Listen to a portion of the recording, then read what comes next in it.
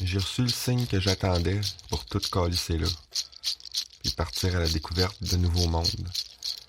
Inside and out. J'étais prêt à tout vendre, me débarrasser de tout, laisser aucune trace. J'avais trouvé ma direction, puis j'ai reçu un signe qui a confirmé mon intuition.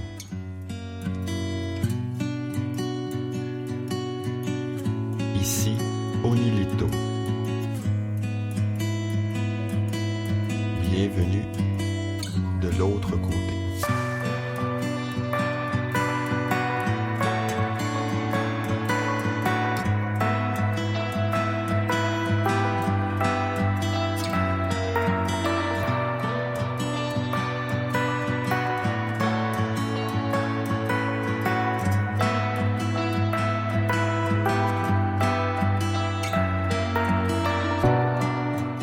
Épisode 2. La préparation.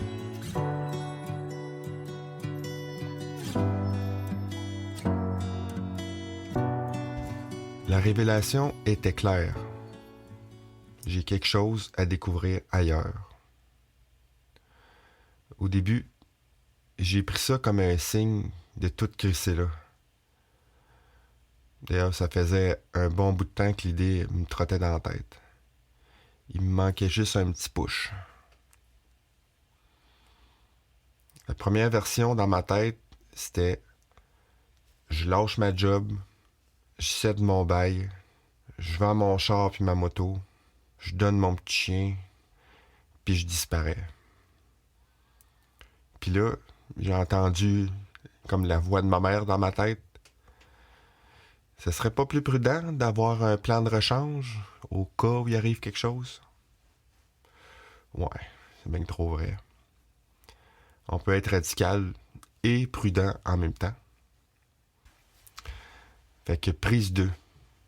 J'ai opté pour 6 mois de congé sabbatique. C'est un des avantages d'être fonctionnaire.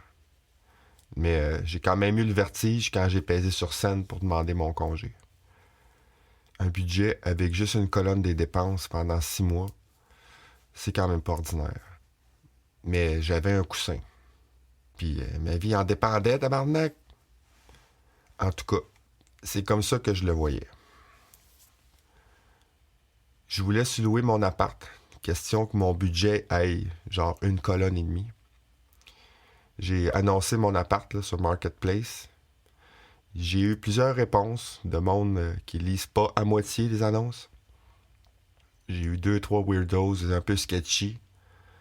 Puis j'ai pas eu grand-chose d'autre après. Fait que j'avais comme abandonné l'idée. Mais finalement, j'ai trouvé quelqu'un. Puis on a signé le bail 2 jours avant mon départ. J'ai prêté mon char à mon neveu. J'ai déplaqué ma moto, je l'ai laissé chez Bobby. J'ai vendu toutes les gogosses que je pouvais vendre sur Marketplace. Puis j'ai laissé plein de linge au service d'entraide. Ça m'a fait du bien de me dépouiller un peu. Après ça, le reste était facile. Je savais pas trop où aller, mais je savais que je voulais vivre des cérémonies alignées avec les traditions ancestrales d'Amérique du Sud. J'ai commencé par chercher quelles plantes sont utilisées. Ayahuasca, ça je connaissais déjà. San Pedro, qui est complémentaire, ça c'est intéressant. Des champignons magiques, claro que c'est. Le peyote, ça serait cool. Cambo, je connais pas, mais ça me tente. Je voulais aussi rencontrer des entéogènes plus profonds, comme Bufo puis Changa. Après, j'ai regardé dans quel pays ça se fait, ce genre de cérémonie. Le Brésil, ça me faisait peur un peu. Puis le portugais, ça me tentait pas bien. Le Costa Rica, ça me semblait trop cher. Trop de luxe. La Colombie, peut-être. Le Mexique, ouais, on va checker ça. Les Andes, ouais, ça me parle. Mon voyage, ça devrait se passer en espagnol. Fait que c'est une occasion idéale de l'apprendre. Puis aussi de me payer des genres de vacances en même temps. Surtout au début pour juste décanter. Fait qu'avec ces infos-là, j'ai encore consulté mon chummy, ChatGPT. J'ai demandé où je vais, qu'est-ce que je fais. Il m'a sorti un plan en 4 phases. Apprendre l'espagnol, puis le surf en Amérique centrale. Aller en Équateur pour des cérémonies ayahuasca et Huachuma. Le Pérou pour plus de cérémonies.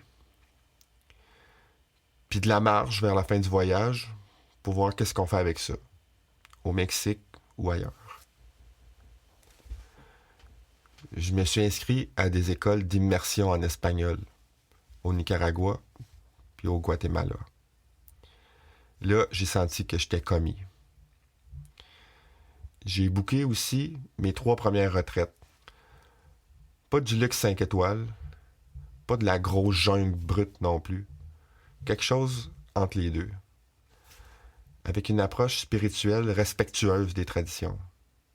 Parfait pour commencer. Là, je commençais à être excité de partir en voyage. Il me restait juste à acheter un moustiquaire pour mon lit, à faire ma valise, puis à attendre le départ.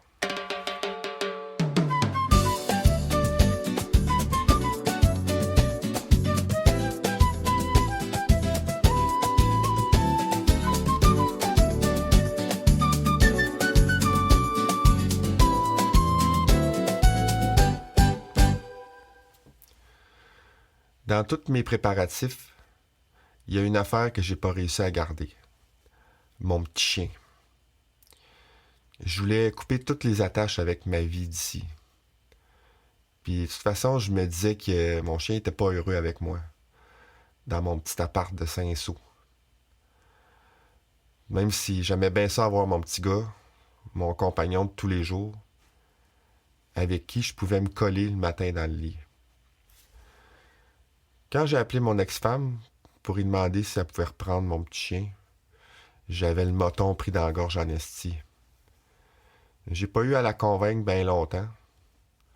Fait que mon petit chien est parti le lendemain pour un test de quelques jours qui a jamais fini.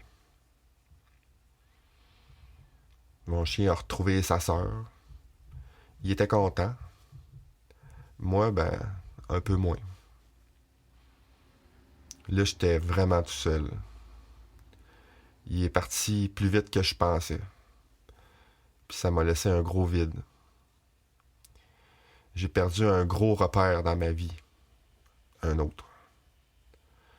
Puis ça m'a fucké pendant quelques semaines. J'avais plus sa grosse face pour rythmer mes journées.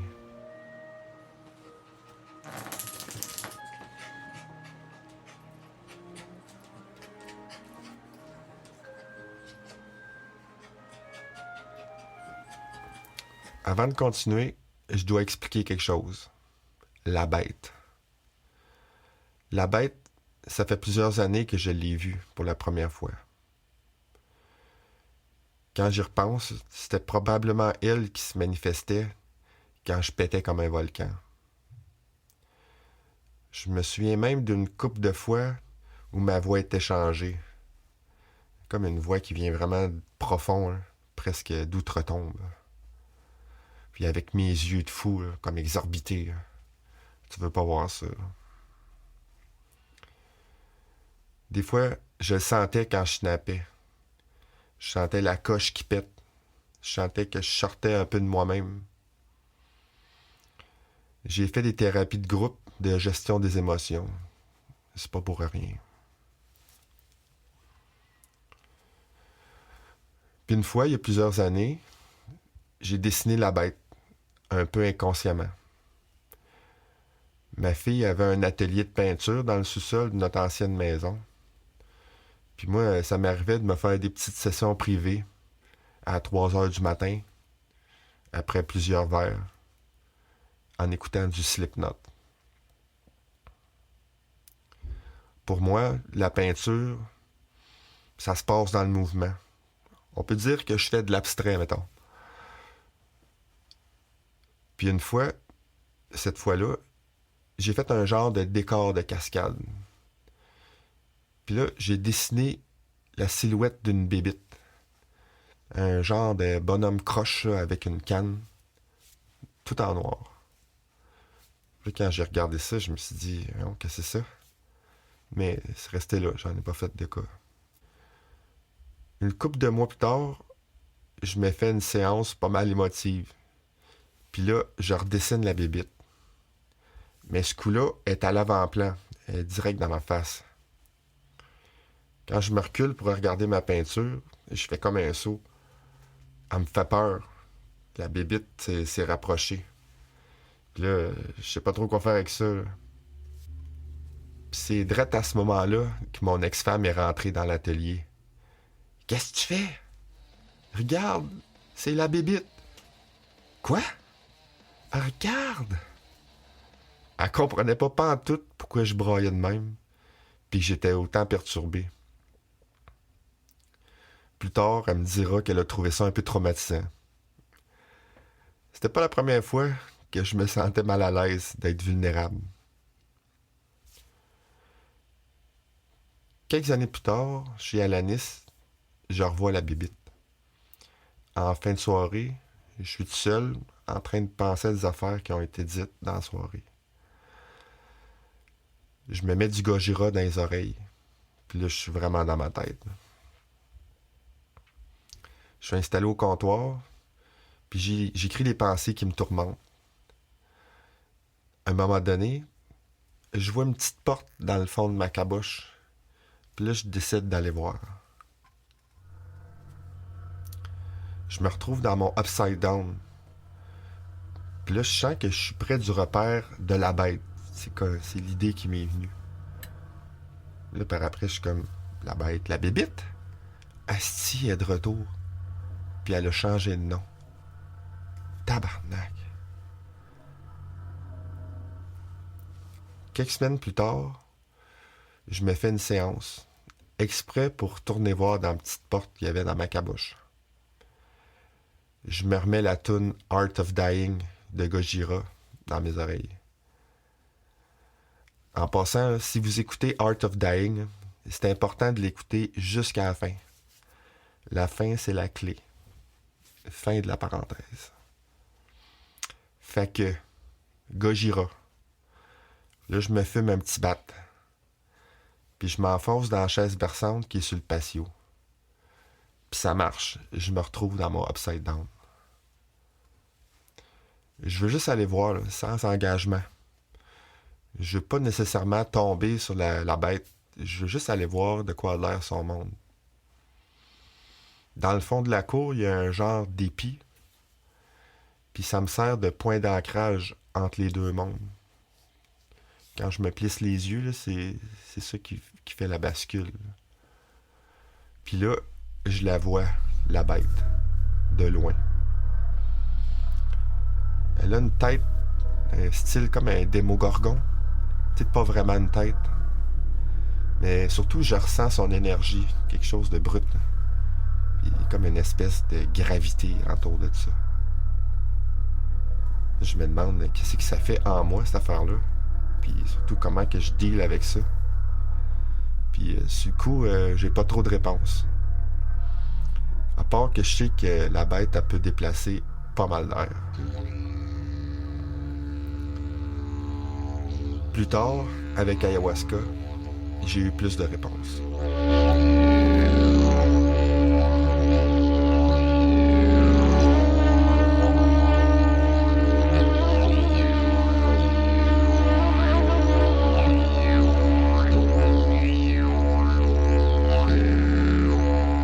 Ayahuasca, c'est la plante maîtresse, la grand-mère de toutes les plantas maestras. C'est pour ça qu'on l'appelle Abuela Madre ou abuelita, madrecita pour les intimes. Elle a une énergie féminine, une énergie d'introspection, de guérison. C'est pour ça que les cérémonies se font habituellement la nuit, dans l'obscurité. Mon intérêt pour les psychédéliques remonte à longtemps. Quand j'étais jeune, j'ai essayé de l'acide, LSD, puis les champignons. J'étais comme fasciné par cette porte qu'on peut ouvrir sur un autre monde. Puis j'aimais aussi la sensation de perte de contrôle.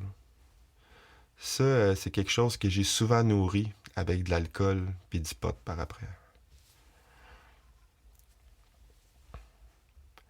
Au bac, je lisais les beatniks, influence de mon grand frère.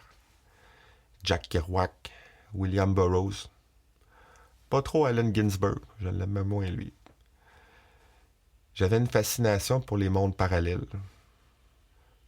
Plus tard, je suis tombé sur le premier livre de Carlos Castañeda, où il rencontre Don Juan, un chaman qui l'initie à d'autres mondes par des cérémonies psychédéliques ancestrales. Je trouvais cette question-là des rituels pas mal intrigante. Puis le lien avec la nature, ça m'attirait.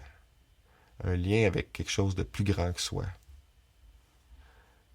J'aurais aimé ça avoir un accès aussi privilégié avec une culture ancestrale comme ça. Je me disais que Castañeda était pas mal chanceux d'avoir été initié dans une communauté.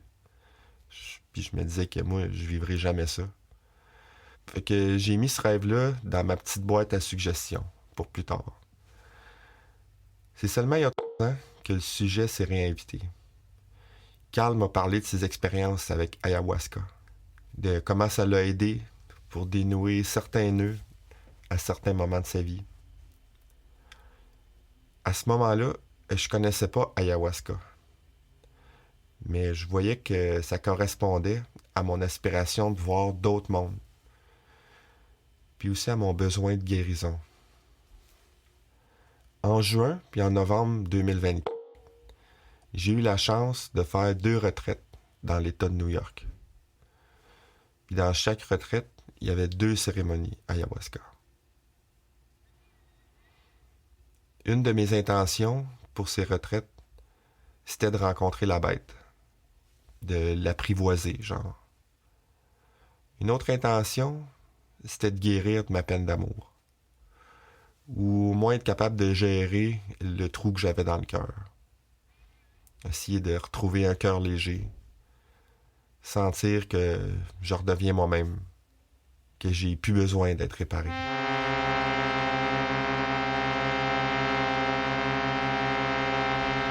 Dans ces retraites-là, j'ai pu rencontrer la bête.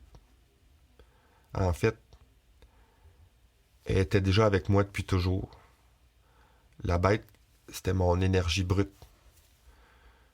Puis à ce moment-là, elle se sentait un peu encagée depuis un bon bout de temps. Puis j'ai eu l'impression qu'elle voulait juste être aimée.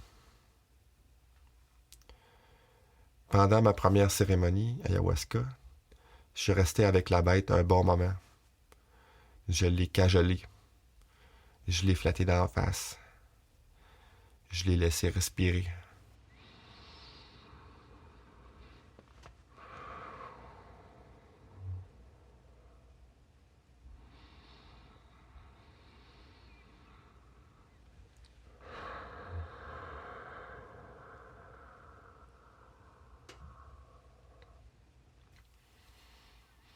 Dans la cérémonie, j'étais souvent à 4 pattes, le nez fourré dans ma doudou, tout enroulé.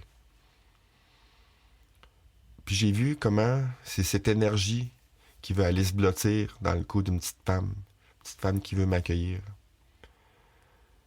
Se frotter les yeux, puis le nez sur cette douceur là, qui sent bon. Avec ma doudou, je pouvais offrir ce genre de réconfort-là à la bête, sans passer par quelqu'un d'autre. J'ai aussi vu que si je donne pas de la place à la bête, ben elle finit par en prendre par elle-même. Puis la façon que je peux y donner de la place, c'est que je peux faire ça le matin, avec un petit peu de yoga d'en face,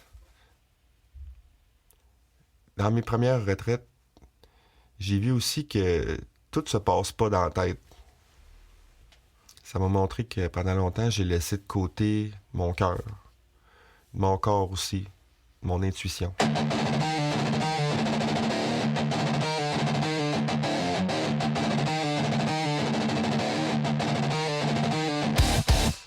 Les retraites avec ayahuasca m'ont aussi permis de voir c'est quoi le sentiment d'être sur ma base. D'être capable de ramener mon centre d'attention sur mon petit carré de base, là où je peux me recharger, puis où j'ai besoin de personne. Pour moi, cette place-là, c'est une image d'un petit carré, comme une marelle, mais juste avec une case. Puis là, je peux me mettre en petite boule dans cette case-là, les genoux à terre, le front au sol, les mains sur le cœur. Puis c'est à cet endroit-là que je pourrais tenir tout seul. J'ai aussi appris à bercer mon petit Onilito, lui donner un petit espace où il peut s'exprimer. Aller voir en dedans, qu'est-ce qu'il y a à dire. Ce sentiment d'être sur ma base, je l'ai vécu aussi sur la kétamine. Comment prendre du recul sur des questions qui m'affectent pas mal. Puis j'ai aussi vu mon chemin de vie, puis comment Alanis pouvait y trouver une place saine, au même titre que mes autres relations. Ça m'a ramené à un endroit qui est près de mon petit carré. Ça me donnait de l'apaisement intérieur.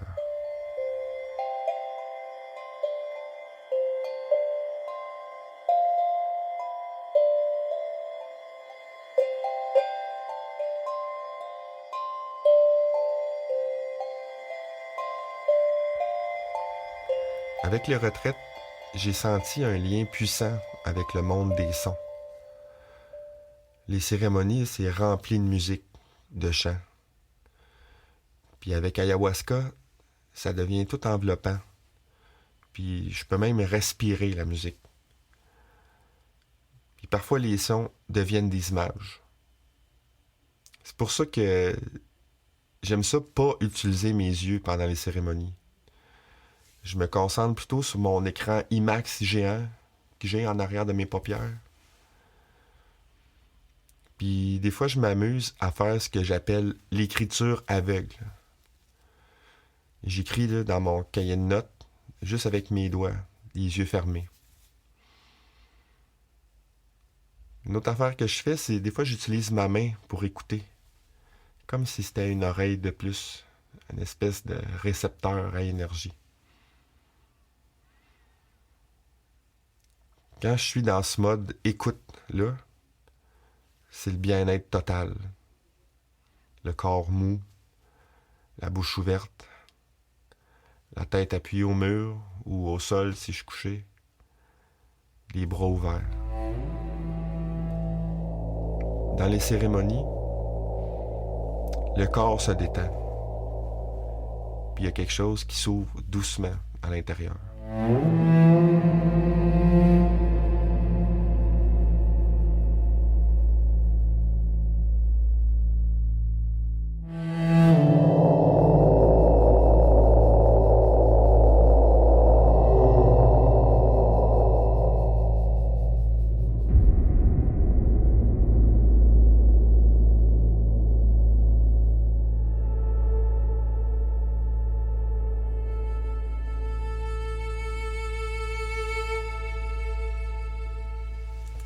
Il y avait toujours un cercle de parole au déjeuner après une cérémonie, le sharing circle.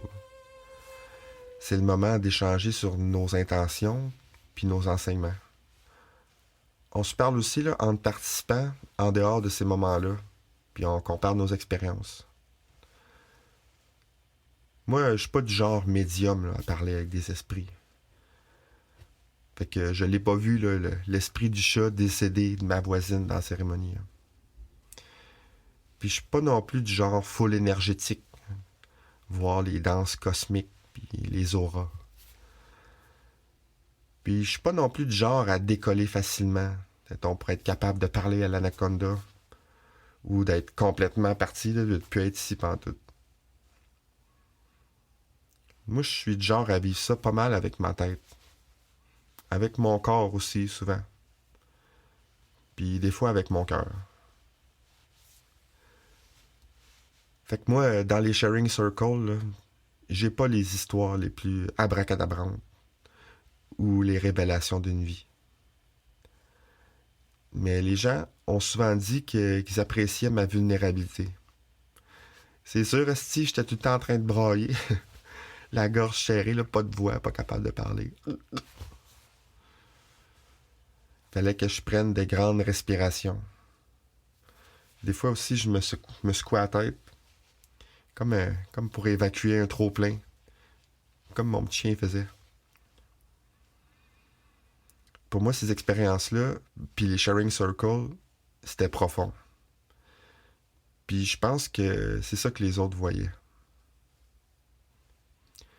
Les sharing circles, puis le contact avec les gens, ça m'a permis de me laisser aller un peu, de raffiner l'usage des mots, puis aussi d'aller voir en direct ce que ça me fait en dedans, puis de le dire juste simplement.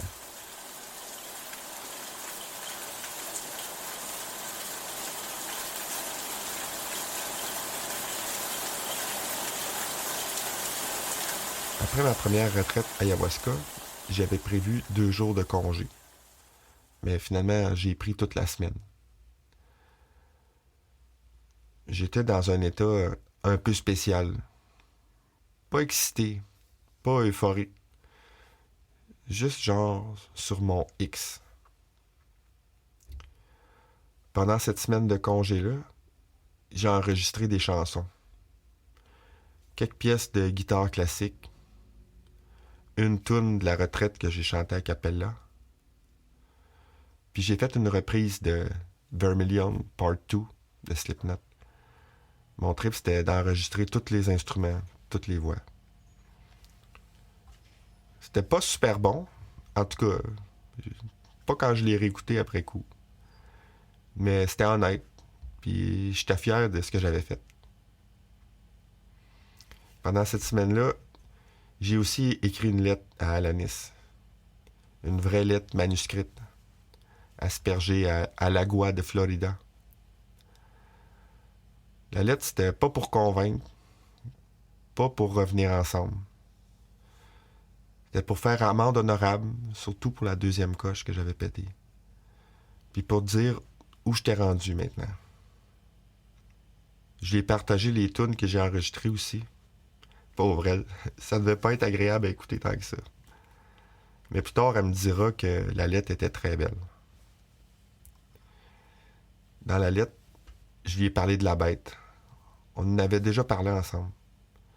Mais là, je faisais un lien plus clair avec mes pétages de coche, avec cette énergie qui monte quand je m'en occupe pas, la bête qui rugit quand je l'ignore. Je me suis senti bien avec moi-même, pas transformé, pas réparé, mais plus aligné. Puis ça a duré une couple de semaines. Durant ces semaines-là, j'ai revu Alanis. Je me souviens que j'étais consciemment dans le moment, ici et maintenant, sans projection. Mais après ça, le reste de l'été a été pas mal plus difficile. Le vide que j'avais dans le cœur est revenu. Mon spinage est revenu dans ma tête aussi. Pas tout d'un coup, mais graduellement. Surtout avec l'impression de yo-yo que j'avais. Je me disais que ça devait être ça, mon naturel. Que le calme chez moi, ça tient pas très longtemps. En septembre, après ma première retraite ayahuasca, c'est là que j'ai pété ma 3e coche. Puis c'est là que j'ai décidé de changer de job. 2 mois plus tard, j'ai fait ma 2e retraite ayahuasca. C'était au jour des morts. J'arrivais avec beaucoup de colère. La colère de mon ancienne relation. Puis aussi de la fin de mon ancienne job. En écrivant ma lettre d'intention, je me suis rendu compte que le mot colère était pas tout à fait assez fort. J'ai écrit wrath, de la fureur. Pas une réaction. Quelque chose de plus profond. J'avais bien choisi mon mot. Je sentais que j'avais pas été respecté. Pas traité à la hauteur du cœur que j'avais mis. Avec les bullshit, l'ingratitude. J'écris ça aujourd'hui, pendant que je suis à Saint-Martin, puis je suis encore capable de toucher à ce sentiment-là. Il est encore là. Pendant l'hiver, avant la Thaïlande, j'avais un drôle de feeling, là, comme être correct en surface. Presque zen. Mais dans le ventre, il y avait une boule. Une espèce de volcan en dormance. Une colère que j'avais juste poussée dans le fond. Pas réglée, juste refoulée, enfouie. Puis j'avais un sentiment de détachement émotionnel.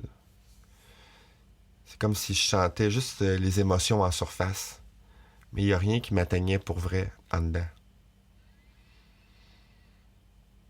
Fait que je sentais que je tiendrais pas ça éternellement. Je me voyais pas vivre de même pour le reste de mes jours.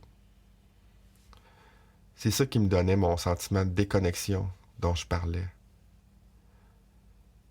Je chantais pas grand-chose. J'étais engourdi. Naturellement. J'avais même pas besoin de me péter à la face. C'était déjà un homme. Je savais que cette position-là, elle finirait par casser. D'une façon ou d'une autre.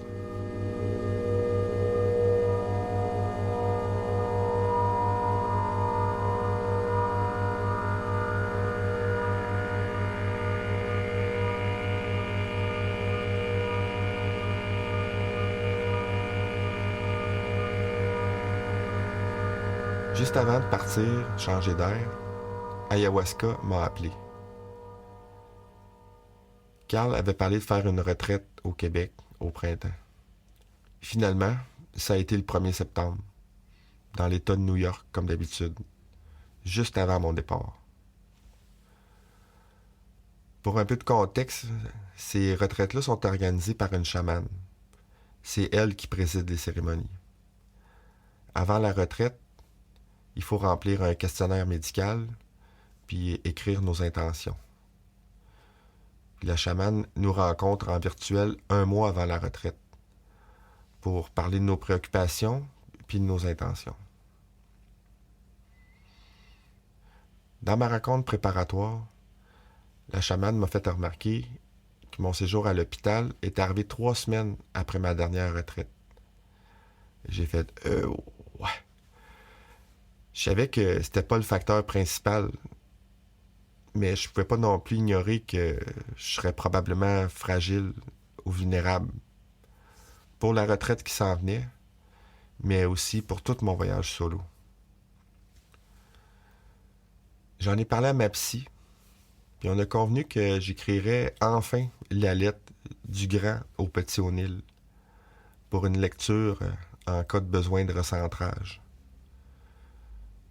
Puis aussi, j'écrirais un plan de sécurité pour éviter les craques du plancher. Je me suis aussi fait une boîte de souvenirs pour me raccrocher. Des objets de mon enfance qui appartenaient au petit O'Neill,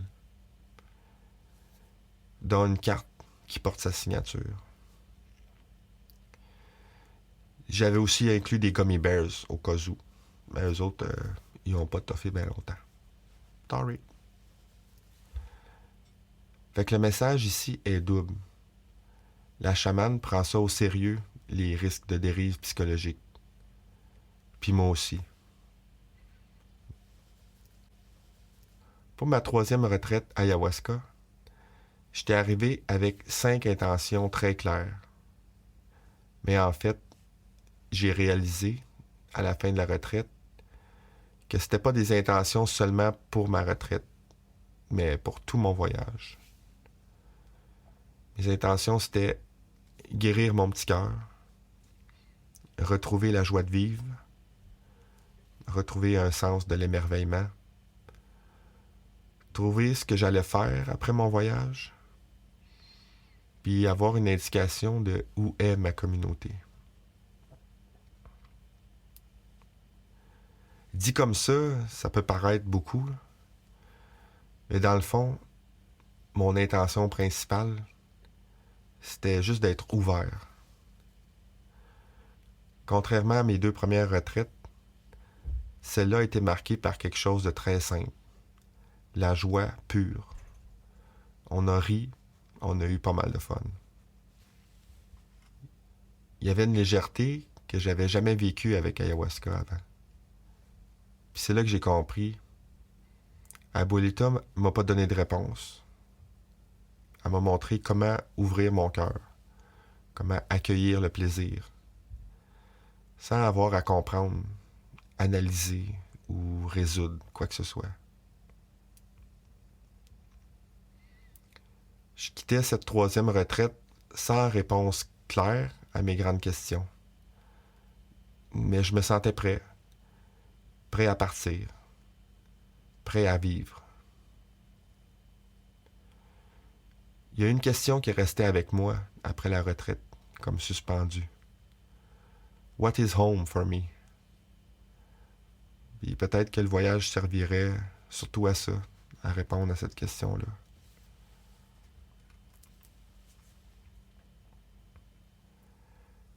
Fait que moi, j'étais dans cette disposition-là quand j'ai pris l'avion pour l'Amérique latine.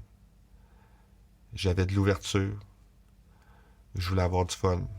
Je portais des questionnements, des intentions. J'avais un demi-sourire d'en face, puis un 6 mois de congé qui commençait.